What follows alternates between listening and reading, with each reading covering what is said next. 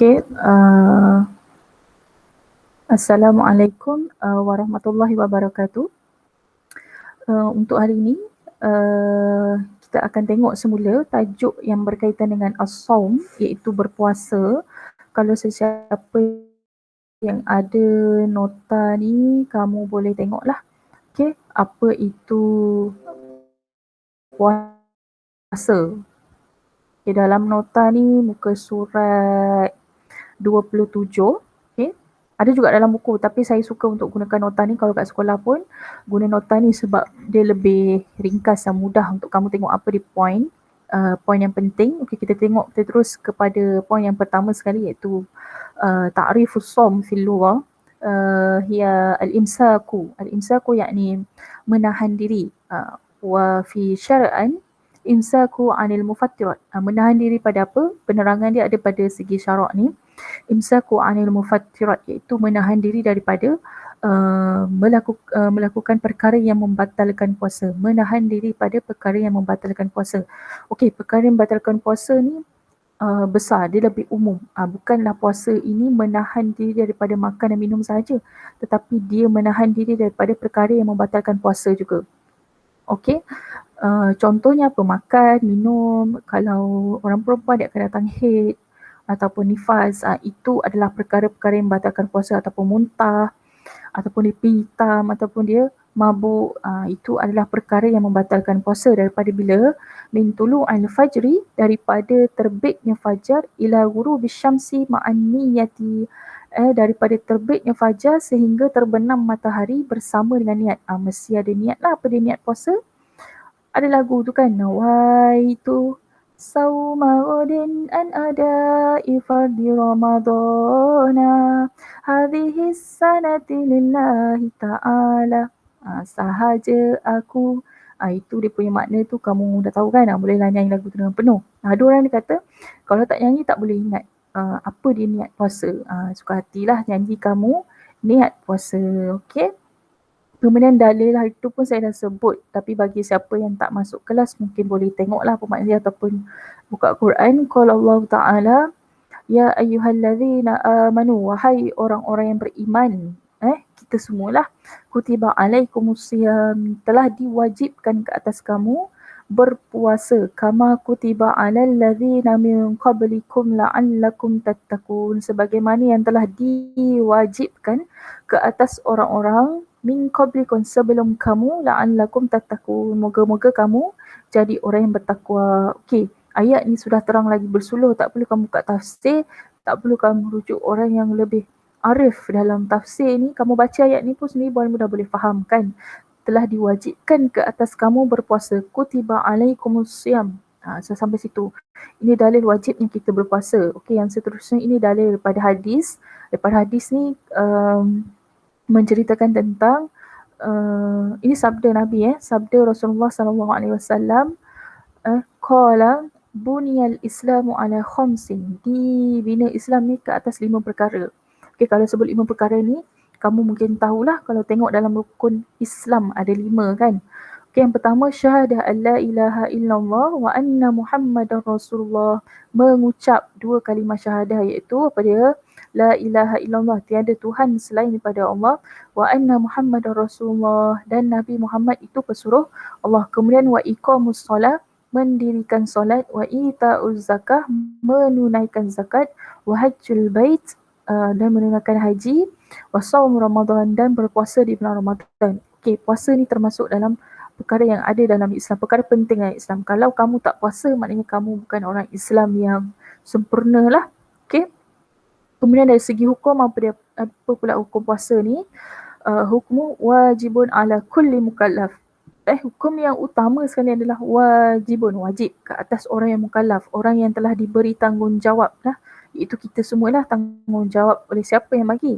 Allah yang bagi kita tanggungjawab supaya ikut perintah dia. Jadi hukumnya adalah wajibun. Kemudian hukum yang kedua ni, wa yubahu an yutrakas shaum li uzrin, diharuskan meninggalkan puasa sekiranya diuzrin, sekiranya ada keuzuran, sekiranya terdapatnya keuzuran.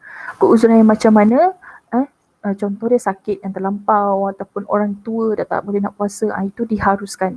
Bukannya kamu kata, ustazah kata ada dua hukum, satu wajib, satu harus. Okey, wajib ni memang wajib lah.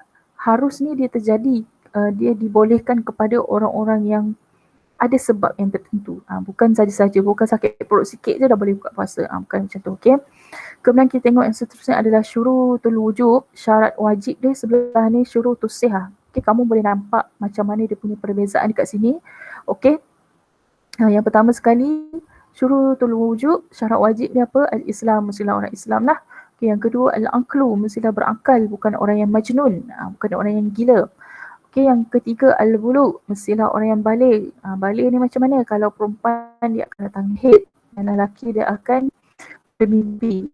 Okay, yang keempat, al-iqamah. Al-iqamah ni bukan iqamat dalam solat, tapi iqamah ni maksud kat sini adalah menetap. Dia mesti tinggal di suatu tempat tu, dia bukan orang yang bermusafir. Contoh kamu ada yang tinggal di Batu Kikir ke, memang kamu tinggal dekat situ, bukannya kamu datang disebabkan duduk rumah orang ke, rumah saudara ke, rumah kawan-kawan ke, tidak. Syarat wajibnya berpuasa ni apabila kamu berada di tempat yang kamu tinggal, memang kamu tinggal dekat situ. Okay, yang kelima adalah al-itaqah. Al-itaqah ni maksudnya mampu. Mampu dia mestilah mampulah. Mampu dari segi nak berpuasa. Okay, dia bukan orang yang uzur, bukan orang yang sakit, bukan orang yang nazak dan nak mati. Masuk kat sini dalam mampu. Jadi kalau kamu ada kesemuanya ni, syarat puasa tu dah jadi wajib kat atas kamu. Okay, kamu kena berpuasa.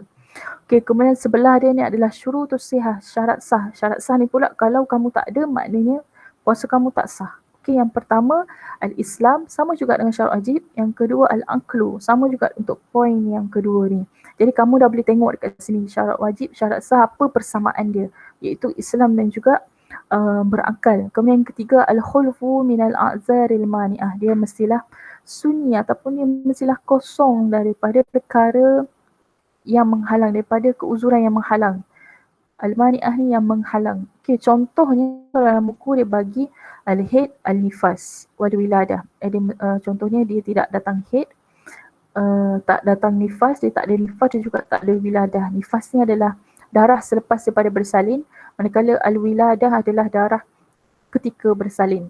Okay, itu syarat sah dia. Maknanya kalau kamu haid, tak sahlah puasa, ataupun kalau ada nifas, hukum puasa tak sah. Okay, jelas untuk syarat. Kemudian seterusnya adalah arkan. Rukun puasa ni sangat dan mudah nak dibandingkan dengan rukun solat. Rukun solat ada banyak kan, ada belas-belas. Tapi untuk puasa, rukunnya ada dua sahaja. Yang pertama, an-niat. Mestilah niat. Niat dah ada kat atas tadi saya dah sebut. Kemudian yang kedua adalah al-imsaku anil mufattirat. Dia mestilah menahan diri daripada perkara yang membatalkan puasa. Dua sahaja rukun puasa. Kalau kamu ada dua rukun ni, maknanya puasa kamu sah lah. Kamu sempurnalah kamu punya rukun. Mesti niat dan mesti menahan diri pada perkara yang membatalkan puasa. Okay, ingat key point dia adalah arkan. Sebenarnya dia sama je dengan takrif. Cuba tengok balik takrif tu, ada sedikit ayat yang sama. Okay, kemudian seterusnya adalah sunanun som. Sunan kat sini bermaksud perkara sunat. Perkara sunat ketika berpuasa. Okay, apa dia perkara sunat? Yang pertama, ta'jilul iftar. Okay, ta'jilul iftar ni mempercepatkan iftar. Iftar apa dia? Berbuka puasa. Mempercepatkan berbuka puasa. Itu termasuk dalam perkara sunat. Jadi kalaulah ada kawan-kawan kamu yang cepat dia minum air selepas daripada habis azan, jangan memperlekehkan dia sebab itu adalah perkara sunat. Lepas ni kalau orang cakap jangan kelojoh sangat lah, slow-slow lah kan. Tunggulah dulu 2-3 minit, 5 minit dulu baru makan. Tak boleh sebenarnya. Bukan tak boleh, boleh. Tapi kalaulah kamu mempercepatkan iftar ni, dia termasuk dalam perkara sunat. Kalau perkara sunat ni, sukalah kamu kan sebab ada pahala, dapat pahala dekat situ. Okay, yang kedua as-suhur. Sahur juga adalah termasuk dalam perkara sunat. Rugilah bagi orang yang tak bersahur sebab dia tak akan dapat pahala sunat ni. Okay, kemudian yang ketiga adalah takhirus suhur. Ada berbeza dua ni. Sahur tadi sendiri adalah perkara yang sunat. Poin yang seterusnya adalah takhirus suhur, iaitu mengakhirkan sahur. Mengakhirkan sahur ni maknanya melambatkan sahur lah. Bukannya kamu bersahur pada jam 12 tengah malam, 1 pagi, 2 pagi. Biasa buat tak ni? Macam biasa buat kan? Kalau biasa buat, lepas ni kamu kena lambat dahulu. Perkara yang tapi janganlah terlalu lambat. 1 minit lagi nak nak terlalu lambat dan jadi makruh pula kan, kamu tak sempat nak minum air. Itu menyusahkan diri sendiri pula. Set up masa, pukul berapa minit kau makan. Biasa orang tahu dia makan berapa minit, ada orang makan setengah jam. Kalau setengah jam boleh ambil 30 minit sebelum daripada imsak lah. Akhirkan sahur tu, okey. Kemudian yang keempat adalah doa ul iftar, iaitu berdoa ketika berbuka puasa. Ni semua tahulah doanya macam mana. Allahumma laka sumtu wa bika amantu wa ala rizkika aftartu bi rahmatika ya arhamar rahimin. Itu dia punya niat lah. Okey, yang seterusnya adalah taftirus shaimin, iaitu memberi orang yang berpuasa. Contohnya ini biasa kat surau-surau, kat masjid. Kalau ada orang yang rezeki lebih sikit, dia boleh bagi orang-orang yang berpuasa untuk makan. Okey. Okey, yang seterusnya adalah tarakal hijamah wal fasdu.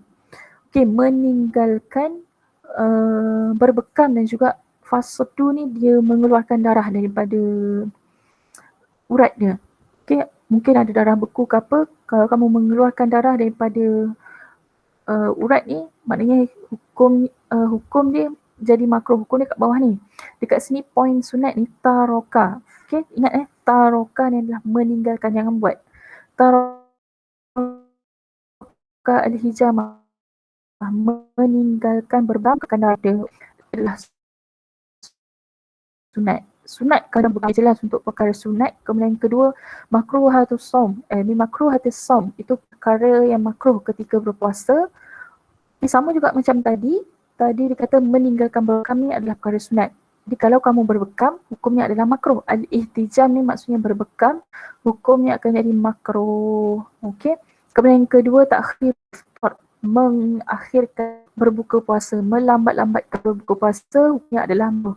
Sebab tu kita kena mempercepatkan. Sebab mempercepatkan poin yang atas ni, nombor 1 ni adalah sunat. Kalau kamu melambatkan iftar, hukum dia dekat sini adalah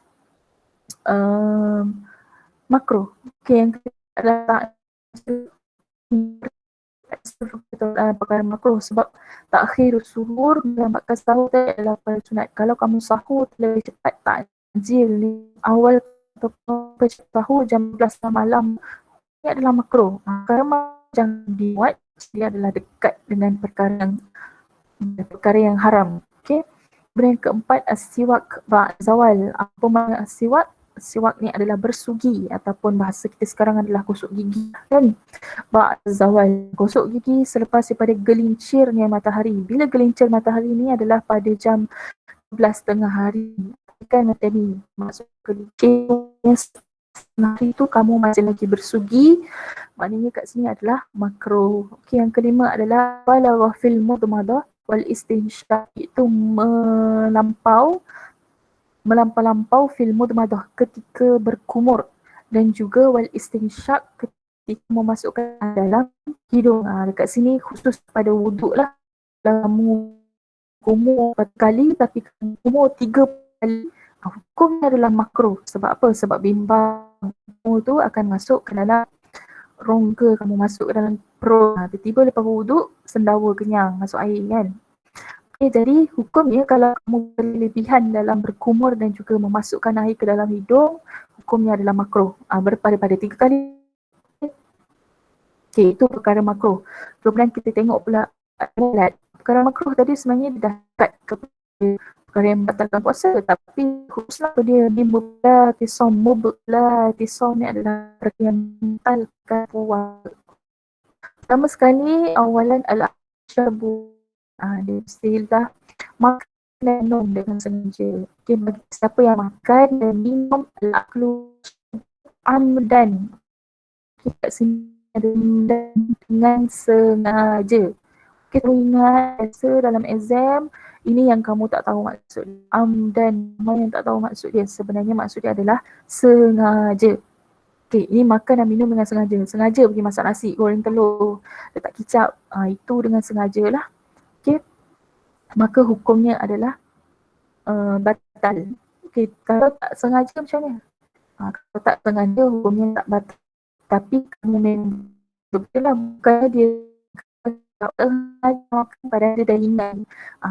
Hukum dekat situ batal walaupun kamu termakan tapi sebenarnya kamu ingat kamu puasa, hukumnya tetap batal. Okey, dekat sini sengaja dia punya point. Okey, kalau makan memang betul-betul tak ingat, yang tu tak ada masalah. Tapi kalau secara amdan, secara sengaja, hukumnya batal. Okey, kemudian yang kedua, wusulu ainun ilal jawfi.